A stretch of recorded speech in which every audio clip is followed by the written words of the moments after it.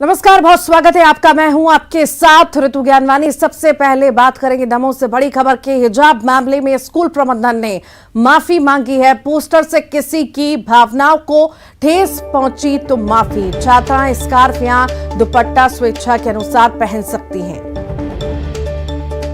तो ये बड़ी खबर इस वक्त आपको बता रहे हैं दमोह से, जहां पर हिजाब मामले में स्कूल प्रबंधन ने माफी मांगी है। पोस्टर से किसी की भावनाओं को ठेस पहुंची हो तो माफी भी मांगी है। छात्राएं स्कार्फ या दुपट्टा स्वेच्छा के अनुसार पहन सकती हैं। स्थापना जो है सन 2010 में की गई थी और हमारा उद्देश्य जो है बच्चों को उत्तम शिक्षा देने का है। इस साल हमारे बच्चों ने जो है 10th क्लास बोर्ड में जो है काफ़ी अच्छे नंबरों से पास हुए हैं, तो उनका एक फ्लैक्स बना के बच्चों को बधाई देने के लिए बाहर उसको लगाया गया। उस बोर्ड के ऊपर से फ्लैक्स पे कुछ लोगों को आपत्ति है, तो अगर किसी की भावनाओं को ठेस पहुंचा है तो उसके लिए हम खेद व्यक्त करते हैं। हमारी सोसाइटी ने जो है एक रेजुलेशन पास किया है कि इसमें अब स्कार्फ के साथ साथ दुपट्टे को भी जो है स्वेच्छापूर्वक जो बच्चे चाहते हैं दुपट्टा पहने या स्कार्फ जो भी लगाना चाहेंगे रखा है। ड्रेस कोड को क्या तुम्हें मंजूरी मिली थी? देखिए, ड्रेस कोड जो है स्कूल का मैटर होता है, ड्रेस कोड स्कूल तय करता है। तो आपने सूचना तो दी होगी? सूचना हमारी जो सोसाइटी ने बनाया था। हिजाब मामले में बड़ा अपडेट आपको दे दें। सीएम के सख्त तेवर के बाद कड़ी कार्रवाई हुई है। दमोह कलेक्टर ने ये कड़ी कार्रवाई की है। गंगा जमुना स्कूल प्रबंधन ने हिजाब बंधन हटाया है। लब पे आती है दुआ गीत भी नहीं गाए जाएंगे। सुबह स्कूल की प्रार्थना में राष्ट्रगान गाया जाएगा। सीएम ने स्कूल प्रबंधन पर कार्रवाई के निर्देश दिए थे।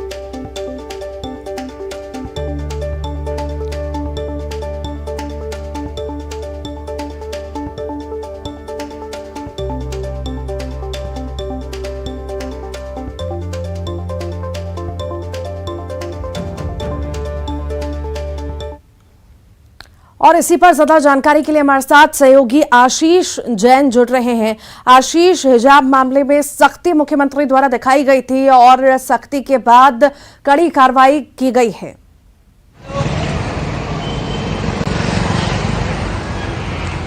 निश्चित ही मैं आपको बता दूं, दमोह का जो हिजाब मामला है वो है लगातार गर्माता जा रहा है और लगातार इसका तीसरा दिन है। और इसको लेकर के जहां सबसे पहले गृह मंत्री नरोत्तम मिश्रा के द्वारा इस मामले पर सख्त कार्रवाई की बात कही गई थी, वहीं उसके बाद मध्य प्रदेश के मुख्यमंत्री शिवराज सिंह चौहान के द्वारा इस मामले पर कलेक्टर को निर्देश दिए गए थे और उस पर भी कड़ी कार्रवाई अब सामने आई है।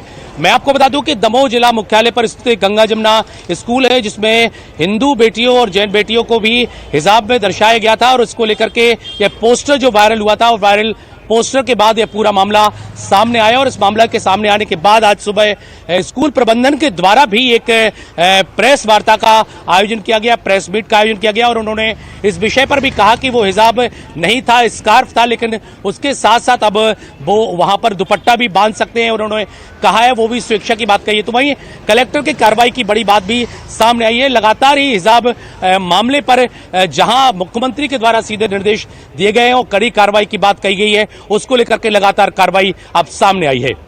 जी ठीक, आप लगातार बने रहिए। हमारे साथ अनुराग भी जुड़ेंगे और उनसे भी जानकारी लेंगे हम। तो हिजाब मामले में जो है बड़ी कार्रवाई कलेक्टर द्वारा की गई है, कड़ी कार्रवाई की है। अनुराग हमारे साथ जुड़ गए हैं। अनुराग, सख्ती दिखाने के बाद, मुख्यमंत्री की सख्ती दिखाने के बाद ये बड़ी कार्रवाई हिजाब मामले में हुई है, पर सवाल यही है कि आखिर क्या मंशा थी जो ये करना पड़ गया स्कूल प्रबंधन को?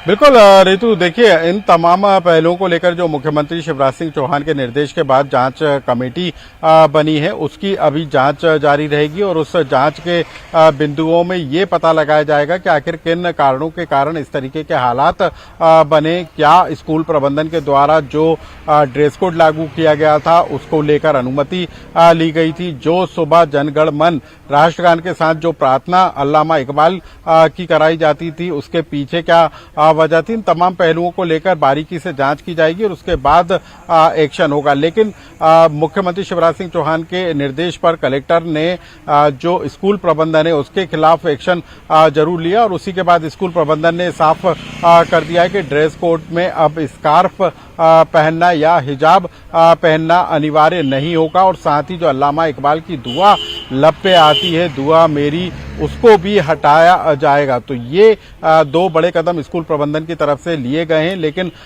सबसे बड़ी बात है कि जब इस पूरे मामले को लेकर शुरुआती जांच की गई थी तब जिला प्रशासन, दमोह प्रशासन के द्वारा स्कूल प्रबंधन को क्लीन चिट दे दी गई थी और मुख्यमंत्री शिवराज सिंह चौहान ने इस पर ऐतराज जताया था और इस पूरे मामले को लेकर फिर से जांच करने के निर्देश दिए थे। और यही वजह है कि मुख्यमंत्री के इस सख्ती के बाद, इस ऐतराज के बाद और नाराजगी के बाद दमोह कलेक्टर ने स्कूल प्रबंधन के खिलाफ कार्रवाई की और उसके बाद स्कूल प्रबंधन ने इन विषयों को हटाने की बात कही है। तो कुल मिलाकर जो विवाद चला आ रहा था, सबसे पहले हिजाब और स्कार्फ वाला जो विवाद था और उसके बाद जो दुआ स्कूल के अंदर कराई जा रही थी उसको लेकर जिस तरीके का विवाद गरमाया था, उसके बाद ये सरकार का जो दबाव है वो कहीं ना कहीं स्कूल प्रबंधन पर असर दिखाता हुआ नजर आ रहा है। लेकिन अभी भी इंतजार करना होगा जांच कमेटी का, क्योंकि मुख्यमंत्री ने साफ कर दिया है कि जो जांच है उसके जो लेकर बिंदु तय किए गए थे उन बिंदुओं पर जांच जारी रहेगी और विस्तृत रिपोर्ट आने के बाद हिजाब को लेकर ये कोई पहला मामला तो नहीं है। हिजाब को लेकर विवाद लंबे वक्त से हम पूरे देश में देख रहे हैं। ये मामला थोड़ा हटके ये हम मान सकते हैं, बाकी क्या ये भी हम सोचें कि स्कूल प्रबंधन पर क्या किसी का दबाव चल रहा था, उस वजह से उनको बच्चियों के साथ ऐसा करना पड़ा? देखिए, इन तमाम पहलुओं को लेकर भी जांच कमेटी में जांच की जाएगी कि क्या स्कूल प्रबंधन पर किसी तरीके का दबाव था, क्योंकि राष्ट्रीय बाल संरक्षण अधिकार आयोग ने जो दमोह कलेक्टर से रिपोर्ट मांगी है उसमें इन बिंदुओं को शामिल किया गया है कि क्या स्कूल प्रबंधन को विदेशी फंडिंग की जा रही थी, क्या धर्मांतरण कराने का कोई मकसद था। इन तमाम पहलुओं को लेकर भी बाल संरक्षण आयोग ने दमोह कलेक्टर से विस्तृत रिपोर्ट 7 दिन के अंदर मांगी है। तो निश्चित तौर पर क्या इन सब के पीछे कोई वजह थी या फिर नियमित रूप से जो दुआ कराई जा रही थी या जो ड्रेस कोड लागू किया गया था वो एक स्कूल नियम का हिस्सा था। इन तमाम पहलुओं को लेकर अब जांच की जाएगी और जब रिपोर्ट निकल कर आएगी तब सच निकल कर सामने आएगा। लेकिन ये बात जरूर है कि स्कूल, दमोह के स्कूल में जो पूरा का पूरा मामला निकल कर आया, क्या प्रदेश के जो दूसरे स्कूल हैं वहां पर किस तरीके का ड्रेस कोड लागू है, किस तरीके की वहां पर दुआएं कराई जा रही हैं, इन बातों को पर भी बारीकी से पड़ताल करने की जरूरत जरूर हो गई है। ठीक, बहुत बहुत शुक्रिया अनुराग, आशीष, आपका जानकारी को साझा करने के लिए। आगे बढ़ते हैं, अब बात करते हैं विधानसभा चुनाव से जुड़ी खबर की। विधानसभा चुनाव से पहले कांग्रेस बस्तर में पार्टी को मजबूत करने में जुटी है। कांग्रेस का आज जगदलपुर में बस्तर संभाग की बैठक है। जगदलपुर में भरोसे के सम्मेलन के बाद आज बस्तर संभाग की बैठक होगी। बैठक में कांग्रेस प्रभारी कुमारी शैलजा, मुख्यमंत्री भूपेश बघेल, पीसीसी अध्यक्ष मोहन मरकाम, सह प्रभारी सप्तगिरी शंकर उल्का, विजय जांगीड़, बस्तर सांसद दीपक बैज, बस्तर के 7 जिलों के जिला अध्यक्ष के साथ मंत्री, विधायक और कांग्रेस के पदाधिकारी शामिल होंगे। जगदलपुर के एक निजी होटल में आयोजित कांग्रेस की संभागीय बैठक में बस्तर के कांग्रेस नेताओं को चुनावी मंत्र दिया जाएगा।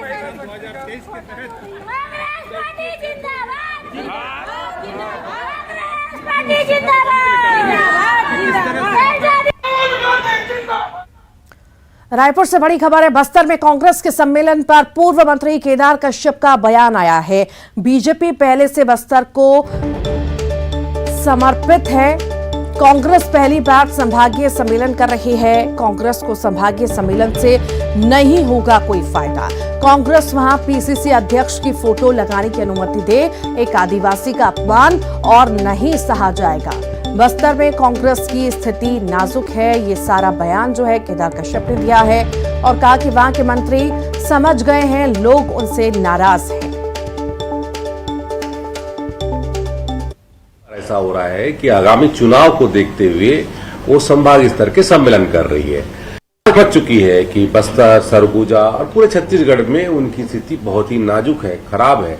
नेताओं से आग्रह है, मुख्यमंत्री जी से निवेदन है कि संभागीय सम्मेलन में कम से कम पीसीसी के अध्यक्ष के फोटो लगाने की अनुमति वहां के कार्यकर्ताओं को अवश्य देंगे। वहां के फोटो वोटो निकाल करके उनका अपमान नहीं करेंगे। एक आदिवासी का अपमान बहुत सह लिया है, आप ऐसा अपमान फिर से नहीं होना चाहिए। मैं मुख्यमंत्री जी से निवेदन, मैंने पहले कहा था कि बस्तर में और ट्राइबल क्षेत्रों में और पूरे छत्तीसगढ़ में कांग्रेस की स्थिति बहुत ही नाजुक होती जा रही है।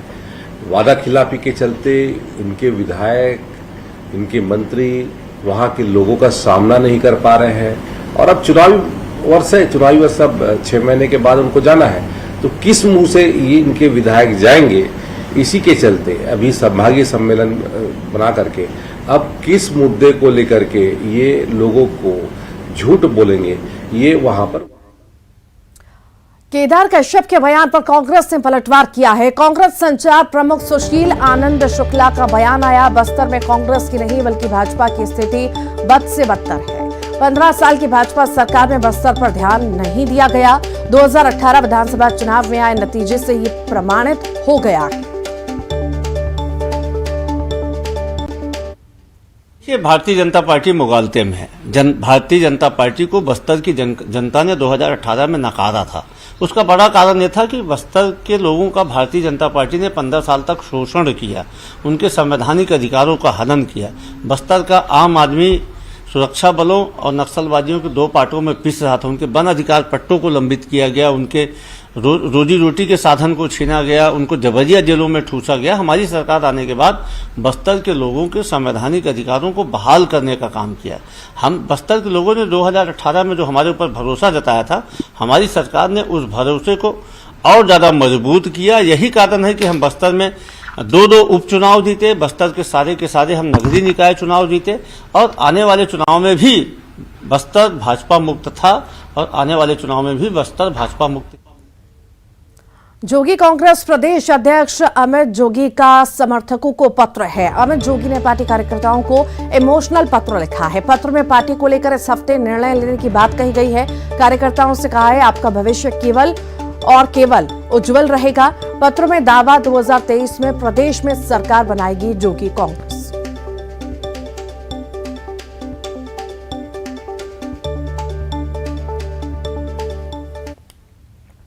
रायपुर से बड़ी खबर है, जोगी कांग्रेस के विलय या गठबंधन पर कांग्रेस का तंज है। कांग्रेस संचार प्रमुख सुशील आनंद शुक्ला का बयान आया, जेसीसी-जे पार्टी तब थी जब अजीत जोगी जिंदा थे, अब पार्टी कुछ लोगों का गिरोह बनकर रह गई है। तब श्री अजीत जोगी थे, तब तक छत्तीसगढ़ जनता कांग्रेस एक राजनीतिक दल था।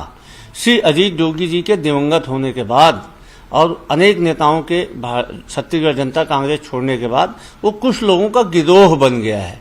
अब गिरोह क्या करता है, इसके बारे में कोई भी टिप्पणी किया जाना विशेष तौर पे कांग्रेस जैसे राजनीतिक दल के लिए उचित नहीं है। आरएसएस प्रमुख मोहन भागवत ने इस्लाम और मुस्लिमों को लेकर बड़ा बयान दिया। नागपुर में संघ के वार्षिक प्रशिक्षण कार्यक्रम को संबोधित करते हुए भागवत ने कहा, इस्लाम ने स्पेन और मंगोलिया जैसे कई देशों पर आक्रमण किया, लेकिन आज उनका क्या हाल है। भागवत ने आगे कहा कि लोगों को ये समझना होगा कि इस्लाम और उसकी आस्था भारत में सुरक्षित है। लोगों को भारतीय संस्कृति को समझना होगा और देश हित में विदेशी कनेक्शन को भूलना होगा। साथ ही उन्होंने ये भी कहा कि अगर समझदारी पक्की होती तो हमारा देश नहीं टूटता, हम साथ होते। वर्ष में ही हम सबकी विशिष्ट पहचानें सुरक्षित है। भारत के बाहर वहां की मूल पहचान से आप अगर अलग है तो आपका वहां सुख से रह पाना मुश्किल है। यह अनुभव है, वर्तमान भी है। पूरे दुनिया में इस्लाम का आक्रमण हुआ, स्पेन से मंगोलिया तक छा गया। धीरे धीरे कालक्रम में वहां के लोग जागे, उन्होंने आक्रमणकारियों को परास्त किया, तो अपने कार्यक्षेत्र में इस्लाम सिकुड़ गया। सब ने सब बदल दिया। अब विदेशी तो यहां से चले गए, लेकिन इस्लाम की पूजा कहां सुरक्षित चलती? यहीं सुरक्षित चलती है। कितने दिन हुए? कितने शतक हुए, ये चल रहा है सहजीवन। इसको न पहचानते हुए और आपस के भेदों को ही बरकरार रखने वाली नीति चलाना, ऐसा करेंगे तो कैसा होगा। रायगढ़ में चल रहे राष्ट्रीय रामायण महोत्सव का आज दूसरा दिन है। महोत्सव के दूसरे दिन 8 राज्यों के रामायण दल अपनी प्रस्तुति देंगे। झारखंड, महाराष्ट्र, मध्य प्रदेश, असम, उड़ीसा, हिमाचल, गोवा, छत्तीसगढ़ के रामायण दल अपनी प्रस्तुति देंगे। दोपहर 2:30 बजे से रात 8:30 बजे तक इन राज्यों के बीच रामायण प्रतियोगिता होगी। देर शाम भजन गायक हंसराज रघुवंशी और लखबीर सिंह लखा भजन पेश करेंगे।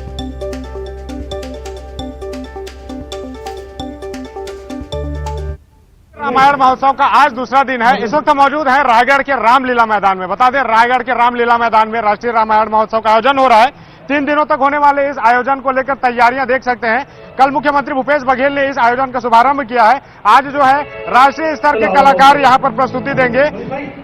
यहां पर लखविंदर सिंह लखा जैसे नामचीन कलाकार जो है प्रस्तुति देंगे। इसके अलावा हंसराज रघुवंशी जो है स्टेज शो करेंगे। शाम की अगर बात करें तो शाम जो है भजन संध्या रहेगा। भजन संध्या पूरी तरह से संगीतमय रहेगा। इसकी तैयारियां अभी से शुरू कर दी गई है और देख सकते हैं जो सामने स्टेज के सामने जो जगह बनी है वहां पर हजारों की संख्या में लोग पहुंचेंगे। हजारों की संख्या में श्रद्धालु राम भजन को सुनेंगे, राम भजन का लाभ लेंगे और इसके साथ ही रायगढ़ जो है पूरी तरह से राममय हो चुका है। और इसी के साथ ही फिलहाल के लिए बुलेटिन में इतना ही।